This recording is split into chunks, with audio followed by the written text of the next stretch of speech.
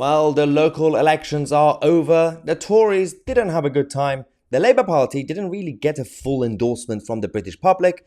And the Lib Dems were just hanging around in the corner like kids. And on this channel, we have the analysis from Nigel Farage.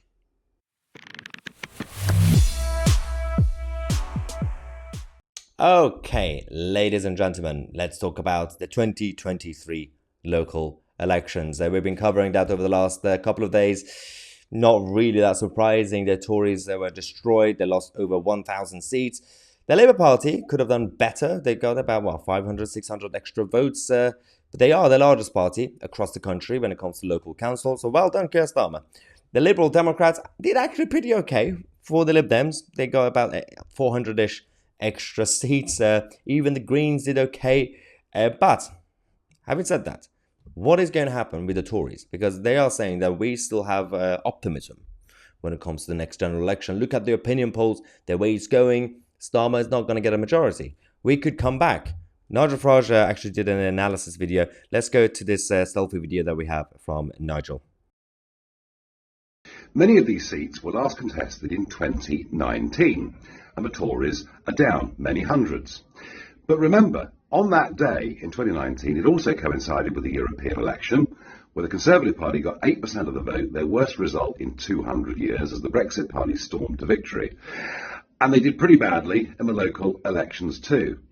If 4 years on they're losing hundreds of seats against what was an historically bad day for the party, they are doing far worse than anybody actually is commenting on. And if Labour's total vote share is only 35%, that's because all over the country there are local deals being done allowing Greens and Lib Dems to win seats. This is much worse for the Conservatives than most commentators seem to understand. So that is a good point. If things stay the way they are. But the problem we have in British politics over the last few years, we can't really compare to what it was like 20 years ago, 30 years ago. Things change a lot faster now with the new age. So the best example I have is, for example, the Tories were going around saying, if the Labour Party don't do as well as the 1995 local elections, 2 years before the 97 Blair general election, then they can't get a Blair landslide victory. Remember that? So this year, we got the local elections, and next year we got the general. The problem with that is that the Tories are also wrong about that prediction, because things don't work that way anymore. Theresa May, in May 2017 local elections, completely dominated the local elections, destroyed Jeremy Corbyn. The Tories were leading by 20 plus points. Only a couple of weeks later, when the general election happened in June, the exact opposite happened. Things changed so quickly because the general election campaign was disastrous. Theresa May was not strong and stable as she claimed, and Jeremy Corbyn got all the young votes to come out for once to vote. So what I'm about to say is that the problem with Nigel Farage's analysis is that on paper, if things stay right now the way it is, then yes, he's spot on. But things could change. And I'm just being objective. I'm not saying it to be a pro or against Rishi Sunak or Keir Starmer.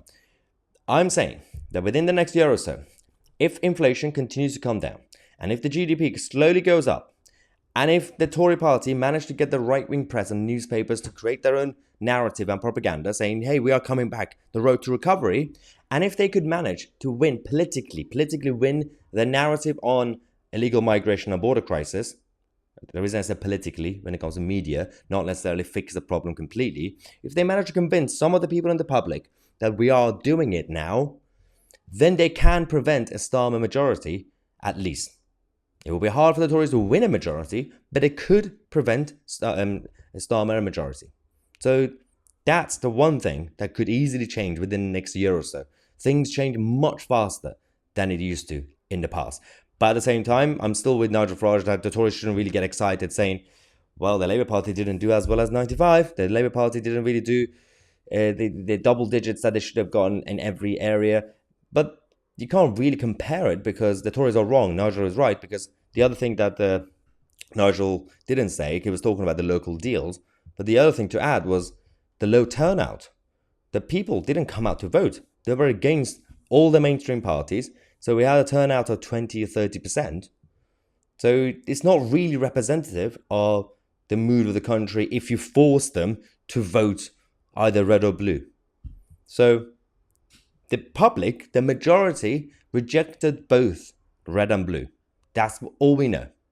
There is no love for the Labour Party and there is no security for the Tory Party. But we're going to keep you guys posted on this as we get closer to the general election. Subscribe to the channel. I'm Mahyar Tousi, and we are the media.